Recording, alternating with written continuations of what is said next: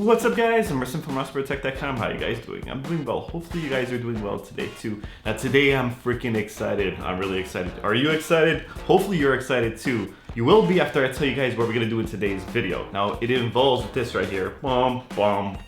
The brand new Raspberry Pi 3 Model B Plus. Now today we're actually gonna water cool the brand new Raspberry Pi 3 Model B Plus. If you guys don't know, I've pretty much water cooled every Raspberry Pi that's ever come out. That's a thing that I do, that's my thing.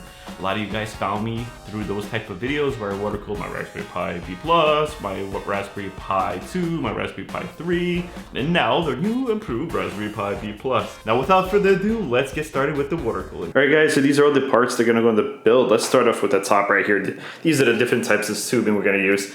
On the left here, this is the smaller tubing. This is the 5/3 millimeter tubing, and this is the bigger tubing. This is the G 1/4, 3/8 inner diameter and 1/4 outer diameter tubing. Both tubings we're going to use in this build. This is the Coolstream PE 120 millimeter radiator right here. All right, this is the coolant that's going to go in the build. This is from Primo Shell. This is the UE red coolant. Love this color. This is a Barrow fitting we're going to use. We have like 4 or 5 of these. This is a G 1/4 3/8 fitting right here. This is for the bigger tubing. Underneath that we have a bunch of fittings from Alpha Cool. These are G 1/4 3/8 fittings as well, but these you can articulate.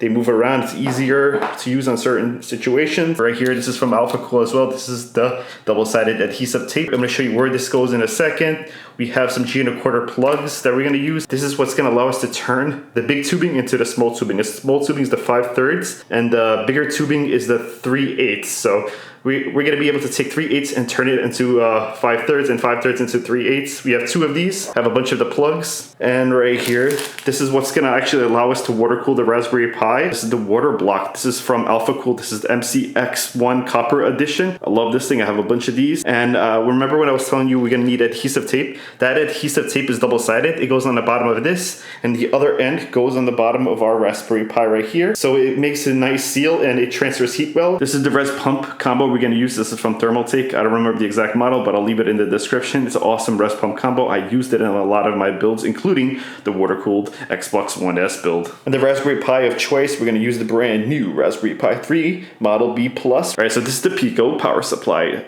I love this power supply. I'm going to leave a link to this in the description. I'm also going to leave a link to everything else in the description. But this power supply is amazing. I use it in a lot of my build. It allows me to power all like the water cooling stuff plus the Raspberry Pi as well. All right, guys. So that's all the parts we're going to use. Let's get started with the build. All right, guys. So what I did is I took everything out of the package, right? So I also cut all the tubing the way that I need it. I placed everything where it should go. And fast forward for this actual build.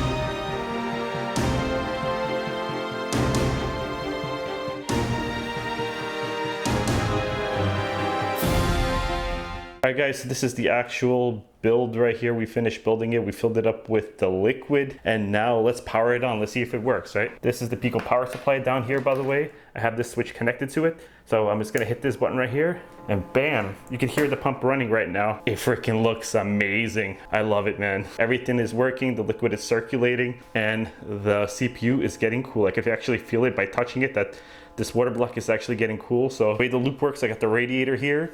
it goes into this 5 splitter. I capped the 4 ends. I only used one of them.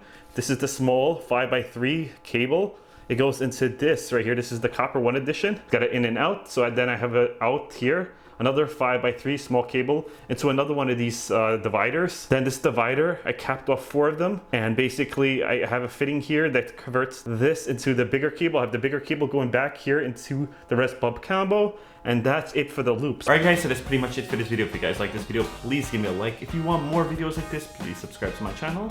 I'm Rasim from RosmarTech.com, and thank you guys for watching.